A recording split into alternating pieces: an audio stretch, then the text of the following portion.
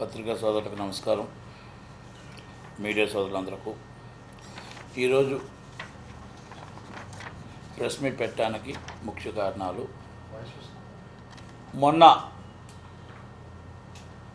ఏదైతే గవర్నమెంట్ వారు labour commissioner గారి దగ్గర సినిమా నిర్మాతలకు అలాగే ఫెడరేషన్ వాళ్ళకు ఒక సెటిల్మెంట్ చేసి బంద్ కాల్ ఆఫ్ అన్నారు.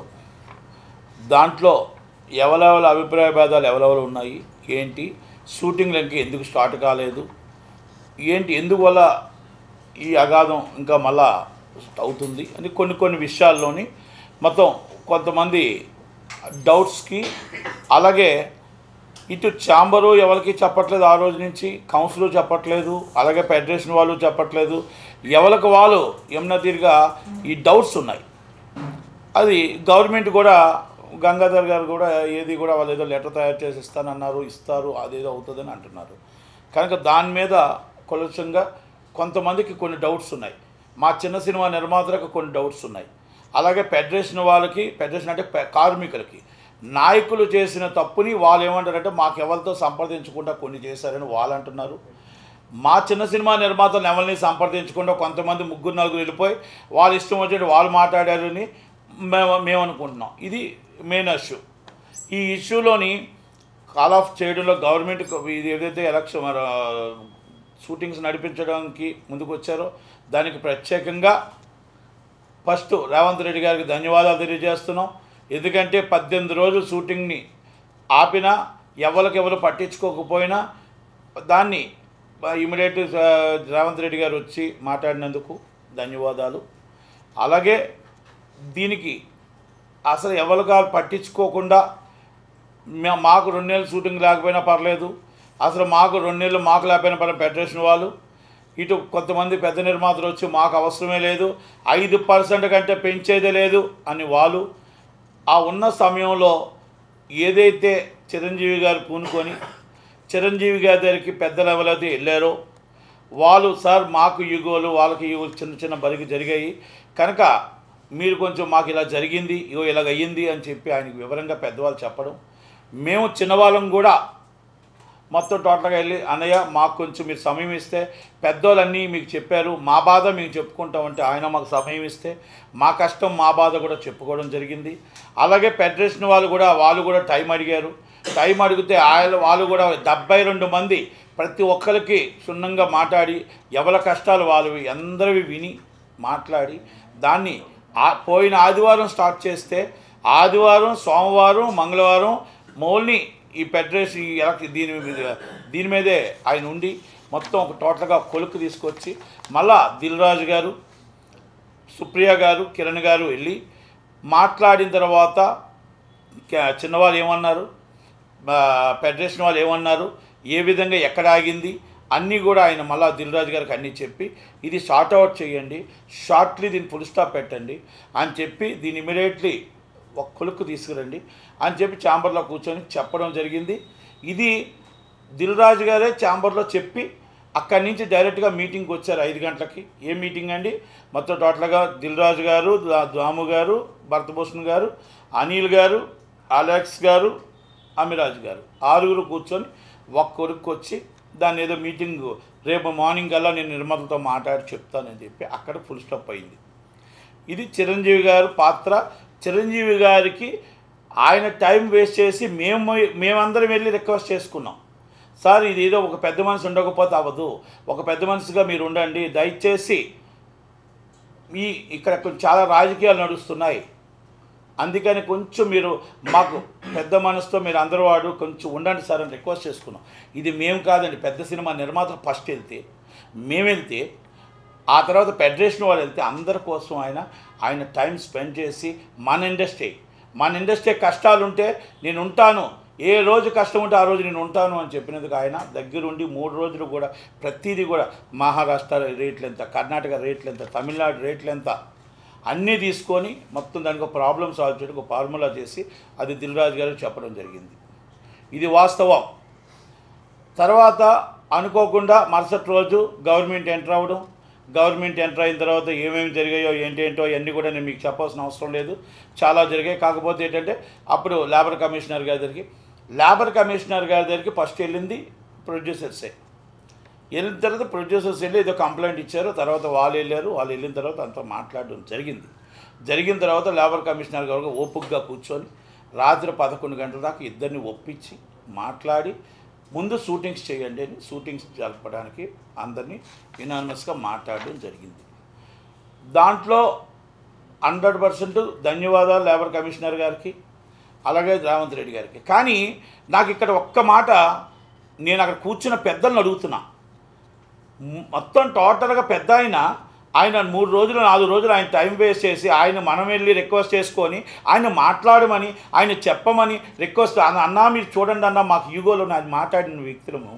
మరి మీరు కానీ అంత అయిపోయినప్పుడు ఆ ప్రాబ్లం సాల్వ్ అయినప్పుడు ఒక్క ఫోన్ కాల్ మీరు చేసి, అన్న ఇదిగో కష్టాల్లో మీ దగ్గరికి వచ్చాం, ఇదిగో మన ఇండస్ట్రీ అంతా షూటింగ్ ఈ విధంగా జరిగింది, ఇగో ఈ విధంగా జరిగిందన్న, ఇదిగో మీరు కమిషనర్ గారితో ఒక్కసారి మాట్లాడినా, మీకు ఇలాగ అయిపోయింది, ఇలా చేస్తున్నాను, ఒక్క మాట మీరు చెప్పుంటే, ఆయన కోసం మీరు థ్యాంక్స్ చెప్పుంటే.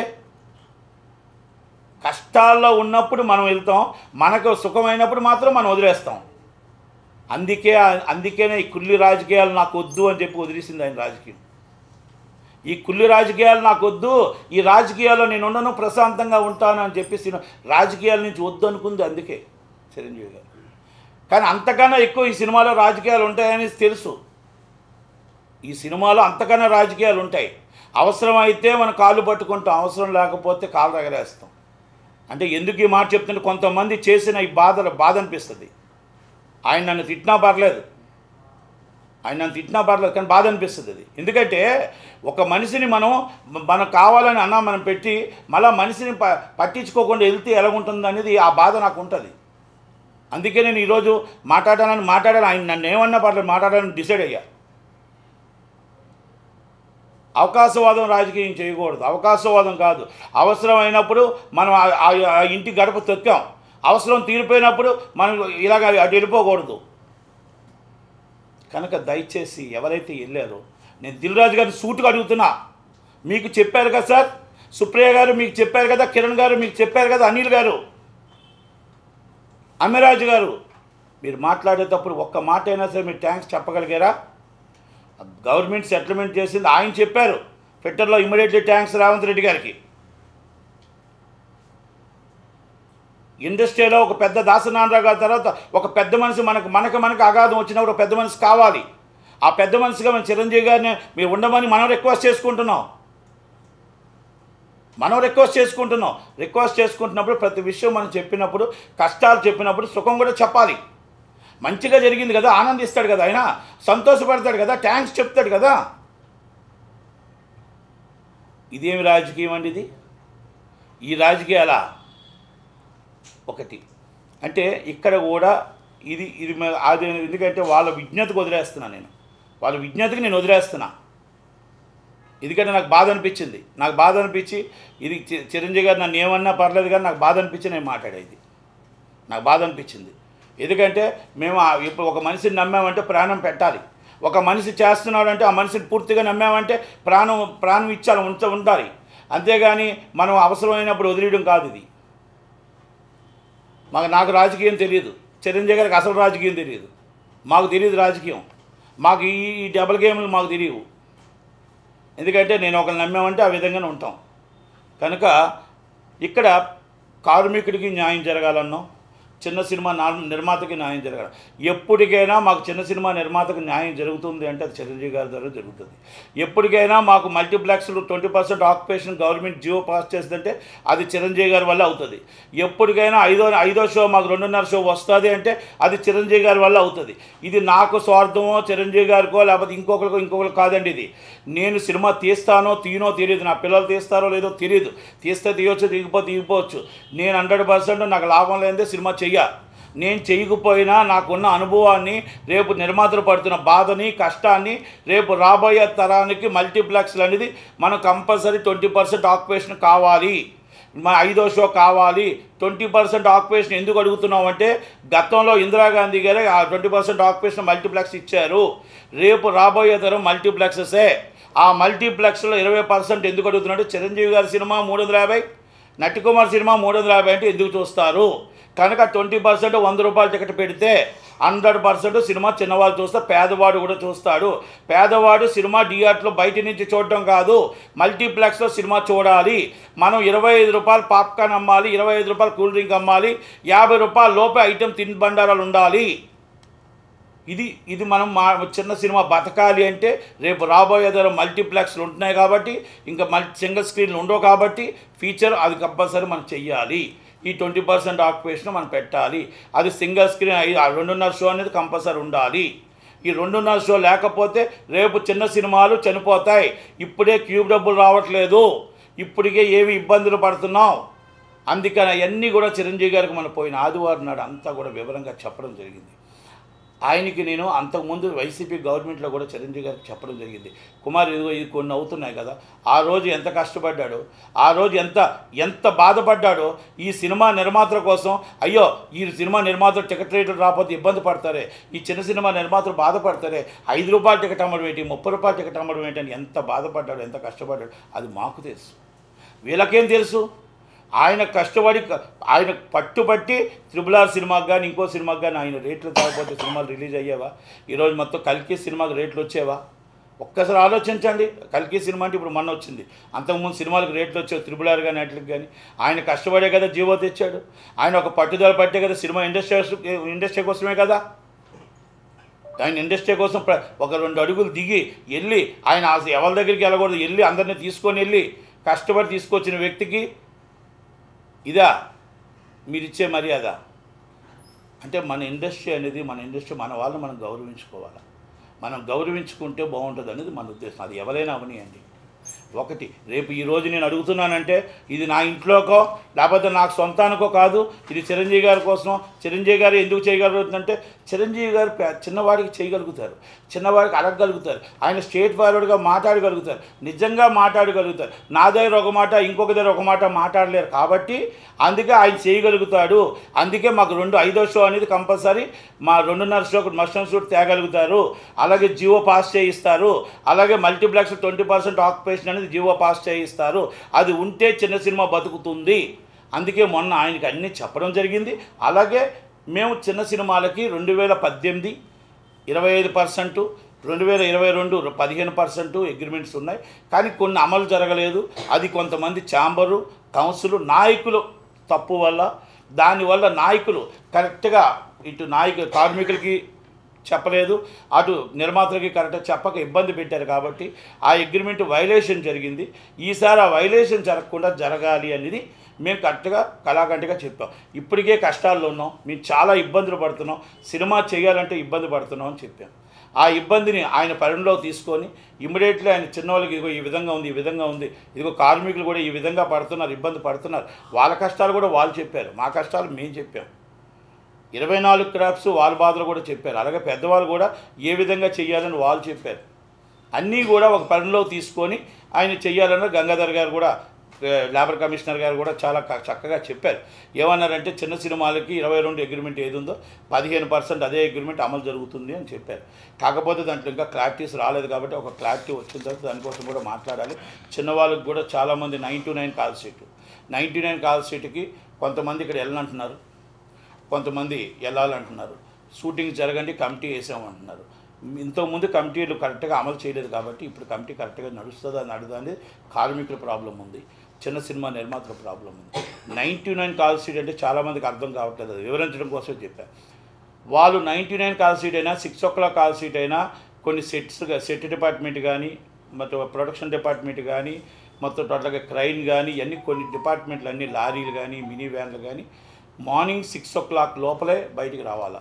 7 దాటితే ఎలవడ్ లేదు, మళ్ళీ బయట అలా రావడానికి ఎలవడ్ లేదు. కనుక బిఫోర్ రావాలి. వాళ్ళ బాధ ఏంటంటే మీరు 9 o'clock కాల్ సీట్ అంటే మేము మీకు టీ ఇవ్వాలన్నా, మేము సెట్ మొత్తం రెడీ చేయాలన్నా, సెట్ డిపార్ట్మెంట్ రెడీ చేయాలన్నా, ప్రొడక్షన్ చేయాలన్నా, జూనియర్ ఆర్టిస్టులు ఉండాలన్నా మొత్తం మేము బ్యాక్గ్రౌండ్ అంతా సెటప్ చేయడానికి 9 o'clock కాల్ సీట్ అంటే మేము కరెక్ట్గా 7 o'clock ఉండాలి. ఉంటే 2 hours మేము అన్నీ చేయడానికి అవుతుంది. కనుక మాకు 6 మేము 5 o'clock లెగాలి. మళ్ళీ రాత్రి 9 o'clock కాల్ షీట్ అయితే గ్రాడ్యుయేట్ 1.5 hour అయితే 9:30 స్టార్ట్ అయితే 11 o'clock 11:30 అవుతుంది. మళ్ళీ మేము 4:30కి లెగాలి. అంటే మాకు 6 o'clock కాల్ షీట్ అయినా 9 o'clock కాల్ షీట్ అయినా మాకు అదే అవుతుంది. మా కష్టం మా బాధ ఇది. మా 7 యూనియన్లు వాళ్ళు చెప్పుకుంటున్నారు. వారు 7 యూనియన్లు మా పనిలో తీసుకొని మాకు 1.5 కాల్ షీట్ ఇవ్వండి అని వాళ్ళు అడుగుతున్నారు. చిన్న సినిమా నిర్మాతలు ఏమంటారు? చిన్న సినిమా నిర్మాతలు బూచుగా చూపిస్తున్నారు. ఈ పెద్ద నిర్మాతలు కొంతమంది చిన్న సినిమా నిర్మాతలు ఏం చెప్తున్నారు? మాకు వాళ్ళకి ఒక అండర్స్టాండింగ్ ఉంది. మాకు అగ్రిమెంట్లోనే ఒక అమలు చేసి 99 కాల్ షీట్ మాకు చేస్తానన్నా మాకు ఇబ్బంది లేదు. మేము ఎందుకంటే ఏదైతే మాకు 25% ఇస్తున్నా 99 కాల్ షీట్ ఇస్తానో దానికి అభ్యంతరం లేదు. కానీ చిన్న సినిమాలకు ఇక్కడ ఎక్కడ కూడా వాళ్ళు కూడా పెన్షన్ అని చెప్పారు. వాళ్ళు ముందే చెప్పారు. అలాగే మన గంగాధర్ కమిషనర్ గారు కూడా చెప్పారు, ఎవరికి చిన్న సినిమాలకు ఏమో లేదు, 1.5 కాల్ షీట్ వాళ్ళకి ఉంటుంది, వాళ్ళకి ఉండదని. ఇక్కడ ప్రతిసారి కూడా కార్మికుల కాడికి వచ్చేటప్పటికి చిన్న సినిమాలు వాళ్ళు ఒప్పుకోవట్లేదు మాకు చూపిస్తున్నారు. వాళ్ళ కాడికి వచ్చేటప్పటికి చిన్న సినిమాల నిర్మాతలు అంటున్నారు, వీళ్ళ కాడికి వస్తే కార్మికులు అంటున్నారు. లాస్ట్ టైము మీరు ఎవ్రీ టైం ఒకసారి చూడండి, ఎవరికి చెప్పా చేయకుండా అగ్రిమెంట్స్ అయిపోతున్నాయి. ఈ ప్రాబ్లమ్స్ అనేది ఎక్కడ వస్తుంది? ఈ ప్రాబ్లం ఎలాగొస్తుంది? ఈ ప్రాబ్లం ఎందుకు అడుగుతున్నానంటే, మీరు వెళ్ళేటప్పుడు పరిగణలోకి తీసుకున్నారా? వాళ్ళని కార్మికుల్ని తీసుకోండి. మీకు ఎందుకు?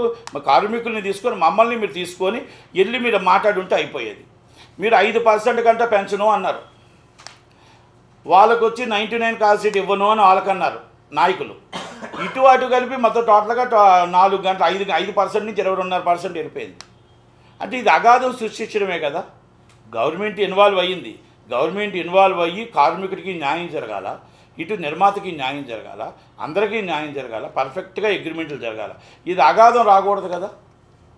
కనుక ఇప్పుడు కొంతమంది కార్మికులు అసంతృప్తితో ఉన్నారు. కొన్ని యూనియన్స్ నాయకులు తప్పు చేశారు. నాయకులు ఏదైతే ఫెడరేషన్ నాయకులు ఉన్నారో వాళ్ళు తప్పు చేశారు. అలాగే ఇక్కడ చిన్న సినిమా నిర్మాతలు బూత్ చూపి వాళ్ళు తప్పు చేశారు, ఇది తప్పు జరుగుతుంది ఎక్కడో.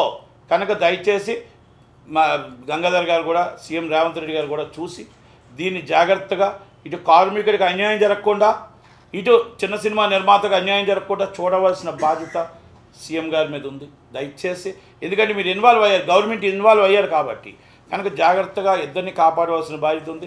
కొన్ని వేల మంది, 30,000 మంది కార్మికుల భవిష్యత్తు, అలాగే కొన్ని వేల మంది నిర్మాతల భవిష్యత్తు, ఇది అందరినీ కలిపి మీరు లేబర్ యాక్ట్కి తీసుకొచ్చారు కాబట్టి మంచి జరగాలని కోరుకుందాం.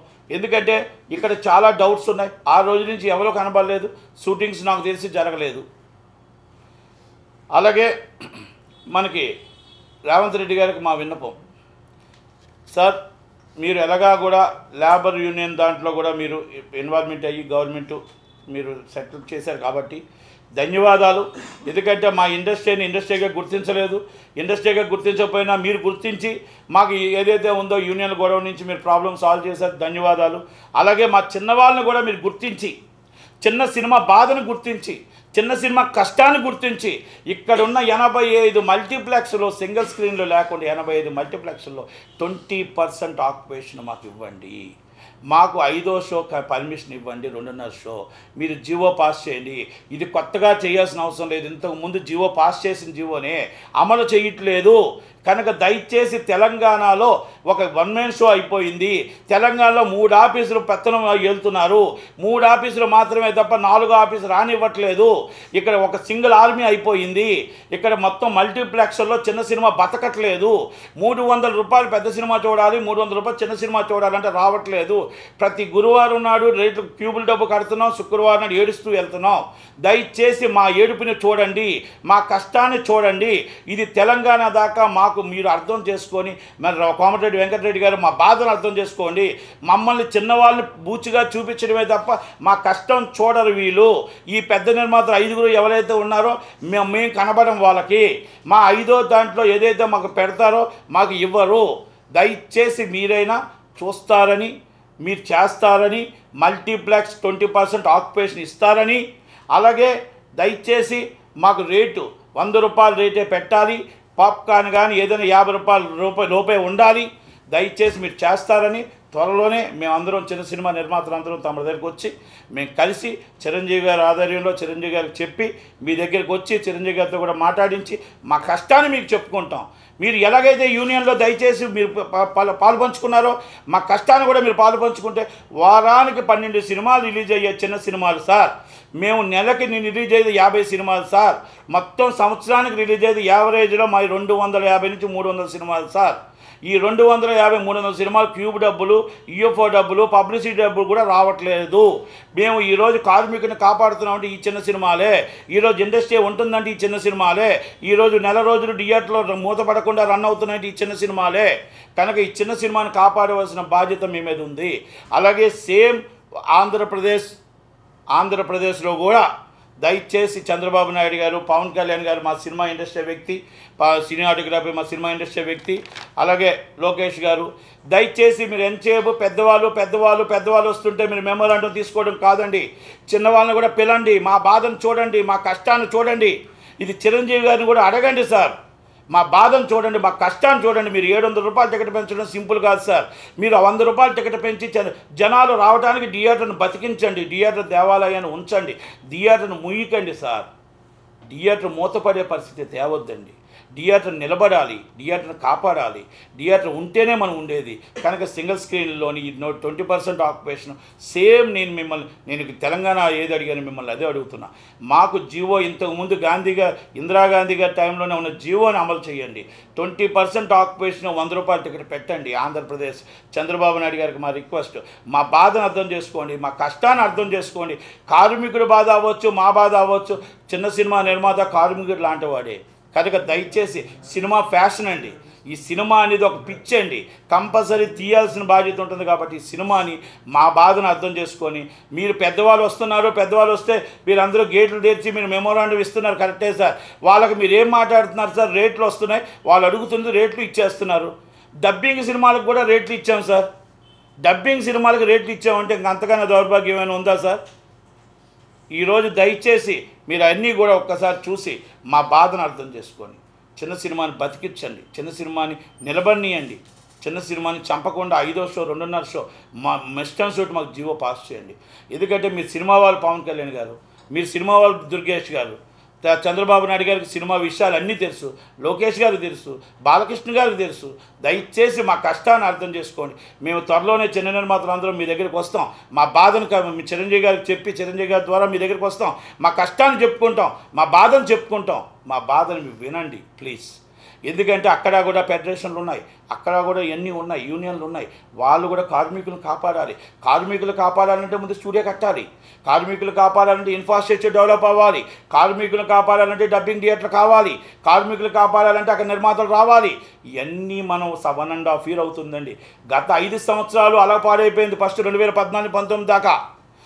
ఈ 5 సంవత్సరాలు జగన్మోహన్ రెడ్డి గారు ఇండస్ట్రీ నాశనం చేసేసారు. మనం 1.5 year అవుతుందండి. అందుకే నేను దయచేసి మీకు చెప్తున్నాను సార్. రిక్వెస్ట్ ఏంటంటే సార్, విశాఖపట్నంలో గవర్నమెంట్ స్టూడియో కట్టండి, రాజమండ్రిలో గవర్నమెంట్ స్టూడియో కట్టండి, అమరావతిలో గవర్నమెంట్ స్టూడియో కట్టండి, గవర్నమెంట్గా స్టూడియో కట్టండి. అలాగే మీకు తిరుపతిలో గవర్నమెంట్ స్టూడియో కట్టండి. ఎవరో కడతారు, ఎవరో వస్తారు, ఎవరో చేస్తారు అనేది మర్చిపోండి సార్. గవర్నమెంటే స్టూడియోలు కట్టండి, గవర్నమెంటే డబ్బింగ్ థియేటర్లు కట్టండి, ఇండస్ట్రీ డెవలప్ చేయండి, టూరిజంకి లింకు కలపండి, లింకు కలపండి. రేపు రాబోయే తరం అంబానీ గారు, ముఖేష్ అంబానీ గారు ఇండస్ట్రీలోకి అందరూ వస్తున్నారు, ఇండస్ట్రీకి చాలామంది వస్తున్నారు. కనుక వాళ్ళందరికీ కూడా మనం ఈరోజు ఆంధ్రప్రదేశ్ డెవలప్ అవుతానికి చూసుకోవాలి. అలాగే తెలంగాణ ఎంత డెవలప్ అవుతుందో ఆంధ్రప్రదేశ్ కూడా మనం పోటీగా డెవలప్ అవ్వాలి.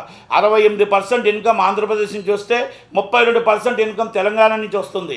కనుక మనకి ఇన్కమ్ వస్తుంది 68%. కానీ అక్కడ ఎంప్లాయ్మెంట్ లేదు, ఇన్ఫ్రాస్ట్రక్చర్ లేదు, డెవలపింగ్ లేదు, స్టూడియోలు లేవు, ఏమీ లేవు. 1.5 year అవుతుంది. రండి అంటే రారండి, సెటిల్ అయిపోయారు ఇక్కడ తెలంగాణలో. కనుక దయచేసి మనం అన్నీ కూడా ఇన్ఫ్రాస్ట్రక్చర్ అయితే డెవలప్ చేయాల్సిన రెస్పాన్సిబిలిటీ, బాధ్యత మన మీద ఉంది సార్. ఎందుకంటే ఇంకా 3.5 సంవత్సరాలు ఉంది. ఈ 3.5 సంవత్సరాలలోపు ఇవన్నీ కట్టి ఇండస్ట్రీ డెవలప్ చేసి కొంత షూటింగ్ అక్కడ జరగాలి, కొంత షూటింగ్ ఇక్కడ జరగాలి. 2 రాష్ట్రాల్లో షూటింగ్లు జరగాలి, 2 రాష్ట్రాల్లో కార్మికులు బతకాలి, 2 రాష్ట్రాల్లో ఇన్ఫ్రాస్ట్రక్చర్ ఉండాలి, 2 రాష్ట్రాల్లో ఇన్కమ్ ఉండాలి, ఎంప్లాయ్మెంట్ అనేది 2 రాష్ట్రాల్లో బతకాలి. దయచేసి నేను అదే చెప్తున్నాను సార్. దయచేసి మీరు పెద్ద మనసుతో మీరు అర్థం చేసుకోండి. నేను ఎందుకు చెప్తున్నానంటే రెండు రాష్ట్రాలు బాగుండాలి. ఆంధ్రాలో పుట్టాం, తెలంగాణలో పెరిగాం, ఇక్కడ ఇది కూడా ఇక్కడ మనకు రెండు కళ్ళు కనుక రెండూ బాగుండాలి, రెండు రాష్ట్రాలు అభివృద్ధి చెందాలి, ఇన్ఫ్రాస్ట్రక్చర్ ఎంప్లాయ్మెంట్ రావాలని కోరిక సార్. అలాగే మేము ఎన్నో చెప్పాం, స్టూడియోలు కానీ చిన్న సినిమా సమస్యలు కానీ మీకు అన్నీ కూడా మీకు వివరించడం జరిగింది. మీకు అందుకనే సార్ మీరు సినిమా వాళ్ళే, రేవంత్ రెడ్డి గారికి అన్నీ తెలుసు, పవన్ కళ్యాణ్ గారికి అన్నీ తెలుసు. మేము చెప్పిన కష్టాలని బాధని మీరు అర్థం చేసుకోండి. ఈ పెద్దవాళ్ళు కొంతమంది మిస్గైడ్ చేస్తున్నారు. ఈ మిస్గైడ్ చేసిన వాళ్ళని కంపల్సరీ పేర్లు చెప్పి ఇసుకెక్కిపోయాను. పేర్లు చెప్పను, మీకు తెలుసు. ఆ నలుగురు ఆ ఐదుగురు అని చెప్పి అయిపోయింది. ఆ నలుగురిలో నేను లేనంటారు, మళ్ళీ తెలంగాణ వాళ్ళే శాసిస్తారు. ఆ ఐదుగురిలో నేను లేనంటారు, వాళ్ళే శాసిస్తారు. ఇది నిజమా కాదా ఎంక్వైరీ చేయండి, మీ ఇంటెలిజెన్స్ రిపోర్ట్ తీసుకోండి. నేను తప్పు చెప్తే నన్ను అడగండి. నేను అందుకే అడుగుతున్నాను, మా గోడిని, మా బాధని, మా కష్టాన్ని చిరంజీవి గారికి చెప్పుకున్నాం. మేము ఏది వచ్చినా చిరంజీవి గారి ద్వారానే వస్తాం. ఆయన నన్ను తిట్టినా ఏం చేసినా మా చిన్న సినిమా నిర్మాతల కోసం 100% ఆయన త్రూవే వస్తాం, ఆయన త్రూనే మాట్లాడుతాం, ఆయన త్రూనే గవర్నమెంట్ని కలుస్తాం. మేము ఎట్టి పరిస్థితుల్లో ఆయన త్రూనే మేము సాధించుకుంటాం. ఇది సాధించేదాకా వదిలేది లేదు. 5వ షో అనేది కంపల్సరీ రావాలి. ఇన్ఫ్రాస్ట్రక్చర్ 20% ఆక్యుపేషన్ అనేది మాకు మల్టీప్లెక్స్లో 100 రూపాయల టికెట్ రావాల్సిందే. ఇది చిరంజీవి గారికి మనం చెప్పడం జరిగింది. ఆయన కూడా దాన్ని సానుకూలంగా కంపల్సరీ టైం చూసి చెప్తానన్నారు. కార్మికుల తరపు నుంచి అందరికీ కూడా చిరంజీవి గారు చేసిన ఆయన ఎప్పుడైతే పోయిన ఆదివారం ఏదైతే చేశారో, ఈ ఆదివారం తొందరపడితే ఎవరికి పేరు వచ్చేస్తుందో అని ఎవరు ముందుకెళ్ళి ఎవరెవరు గబగబా చేశారో, 18 రోజులు ఎందుకు కూర్చున్నారో, 18 రోజులు ఎందుకు పట్టించుకోలేదో, 18 రోజులు 5% అన్నోళ్ళు, మాకు 30% అన్నోళ్ళు 4 గంటల్లో ఎందుకు సెటిల్మెంట్ అయిందో అది అందరికీ తెలుసు. నేను చెప్పాల్సిన అవసరం లేదు. ఇటు కార్మికుడికి తెలుసు, నిర్మాతకి తెలుసు, అందరికీ తెలుసు. కాబట్టి ఏది ఏమైనా చిరంజీవి గారు చిరంజీవికి అందరవాడు కాబట్టే మంచి చెయ్యాలని చూస్తాడు. ప్రపంచమే ఆయన ముందుంది, ప్రపంచమే ఆయన అభినందిస్తుంటుంది. ఎందుకంటే ఎక్కడా కూడా ఏ రోజు కూడా మంచి చేయడానికే చూస్తారు తప్ప చెడు చేయడానికి ఆయన చూడరు. కానీ కొంతమంది ఏదో అంటూ ఉంటుంటారు, అలాంటివన్నీ కూడా మనం వదిలేయాలి, పట్టించుకోకూడదు. దయచేసి ఆ బాధను వ్యక్తపరిచాను. ఆ బాధను అందరూ కూడా అర్థం చేసుకుంటారని, అలాగే ఈ చిన్న సినిమా ఈ డౌట్స్ ఏదైతే ఉన్నాయో doubts immediately chamber press meet పెట్టి క్లారిఫై చేయాలి. మా చిన్న సినిమా నిర్మాతలు డౌట్స్ ఉన్నాయి, ఆ డౌట్స్ని క్లారిఫై చేయాలి. ఫెడరేషన్ ఇమీడియట్లీ మీటింగ్ కాల్ఫర్ చేసి వాళ్ళ డౌట్స్ కూడా క్లారిఫై చేయండి. 2 కుటుంబాలు కలిస్తేనే షూటింగ్స్ అవుతాయి. వాళ్ళు మనసు మార్చుకొని బాధపడుతూ వాళ్ళు షూటింగ్ చేసినా, మేము బాధపడుతూ షూటింగ్ చేసినా షూటింగ్ అంటారు దాన్ని. కనుక దయచేసి ఇమ్మీడియట్లీ ఈ ఆదివారం లోపల రేపు ఆదివారం లోపల మీటింగ్ ఏర్పాటు చేసి ఆ మీటింగ్లో అన్నీ కూడా డౌట్స్ క్లియర్ చేస్తారని మనకి. Thank you very much. Thank you. వాళ్ళు అంటుంది ఏంటంటే 99 కాల్ షీట్, కొన్ని 7 యూనియన్లో 8 యూనియన్లో వాళ్ళు ఏమంటారంటే మాకు చెప్పింది ఒకటి, జనరల్ బాడీ మీటింగ్లో అందరూ ఉంటుండగా మాకు 30% అని చెప్పి, మాకు జనరల్ బాడీ మీటింగ్లో 99 కాల్ షీట్ వద్దని చెప్పి, మాకు జనరల్ బాడీ మీటింగ్లో ఆదివారం నాడు 2 కాల్ షీట్లు అని చెప్పి అన్నీ చెప్పి మమ్మల్ని మబ్బి పెట్టి గబగబా వెళ్ళిపోయి వీళ్ళిద్దరు ముగ్గురు ఎలా అగ్రిమెంట్లు చేస్తారు అనేది మాతో కూర్చొని మాట్లాడి కదా చేయాలి. మమ్మల్ని అందరినీ మోసం చేశారు, నాయకులు మోసం చేశారు అనేది వాళ్ళ ఫీలింగ్. మా సైడ్ నుంచి ఏంటంటే అసలు మా చిన్న సినిమా నిర్మాతలకి చిరంజీవి గారు క్లియర్గా చెప్పారు అందరినీ పిలమని. అసలు పిలకుండా, మాట్లాడకుండా, ఏమీ చేయకుండా ఒక 3-4 వెళ్ళిపోయి డైరెక్ట్గా వెళ్ళిపోయి వాళ్ళకి ఏవి కాల్ షీట్ అంటో తెలియదు, సినిమా అంటే తెలియదు, షూటింగ్ అంటే కరెక్ట్గా అవగాహన కూడా లేని వాళ్ళు వచ్చి వెళ్ళిపోయి ఆ షూటింగ్ అనేది ఆల్కహాల్ డిసైడ్ చేసేసి 5% మేము చాలా ఇబ్బందులు ఉన్నాం, 22.5% ఎలా పెంచారు అనేది ఇటు సైడ్ నుంచి ప్రాబ్లం. కనుక అది ఇద్దరికి ఒప్పించి కదా మాట్లాడాలి. కనుక ఆ డౌట్స్ అనేది ఇద్దరు దాంట్లో సందిగ్ధంలో ఉన్నాయి. కాకపోతే ఆ రోజు నుంచి ఎవరో కనబట్టలేదు, ఛాంబర్ నుంచి ఛాంబర్లో కనబట్టలేదు, ఫెడరేషన్లో కనబట్టలేదు. ఇది కార్మికులు కొంచెం ఏదో కమిషనర్ గారి దగ్గరికి వెళ్ళారంట. ఫస్ట్ షూటింగ్ జరగాలి, ఆ షూటింగ్ జరిగిన తర్వాతనే అన్నీ కూడా చూసి కమిటీ వేసి మాట్లాడదాం, ముందు షూటింగ్లు చేయండి అన్నారంట. అది మంచి పరిణామమే. కాకపోతే ఆ డౌట్స్ క్లియర్ చేయాల్సిన బాధ్యత ఛాంబర్ మీద, 2 యూనియన్ల మీద ఉంది. అంటే ఛాంబర్ మీద ఉంది, ఫెడరేషన్ యూనియన్ నాయకుల మీద ఉంది. అంటే 18 రోజులుగా కార్మికులు సమ్మె చేశారు. వాళ్ళు ఇందాక చెప్పిన 2 డిమాండ్స్ కోసమే చాలా గట్టిగా ఉన్నారు. కానీ ఆ 2 డిమాండ్స్ని కూడా వీళ్ళు వదిలేసి వస్తే అది నాయకత్వ లోపం అనుకోవచ్చు. నాయకత్వం లోపం కాదు, అసలు నాయకత్వం ఉందా అని అడుగుతున్నా. నాయకత్వం అంటే ఏంటంటే అందరిది పరిగణలో తీసుకొని మాట్లాడాలి. అది యువతలైనా సరే, యువతలు కాసిన అవతల కాసిన అన్ని పరిణిలో తీసుకొని మాట్లాడాలి.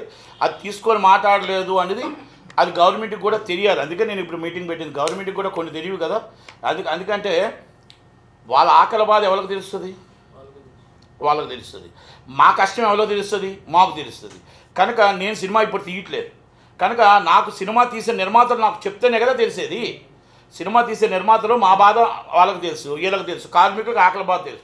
వాళ్ళు ఎవరిని పనిలో తీసుకోకుండా గబగబా వెళ్ళిపోయి అంటే 18 రోజుల నుంచి లేనిది ఒక్కరోజు కూడా టైం తీసుకోకుండా ఆల్ ఆఫ్ ది సడన్ చేసి ఏం ఉపయోగం? ఇప్పుడు షూటింగ్లో స్టార్ట్ అవ్వలేదు కదా, మరి ఇంకా కాగితం రాలేదు అంటున్నారు. అంటే దీంట్లో ఏంటి అని ఇమ్మీడియట్లీ మీటింగ్ ఏదో ఛాంబర్ పెట్టాలి కదా జనరల్ బాడీ, అంటే జాయింట్ మీటింగ్ పెట్టి చెప్పాలి కదా అనేది ఉద్దేశం.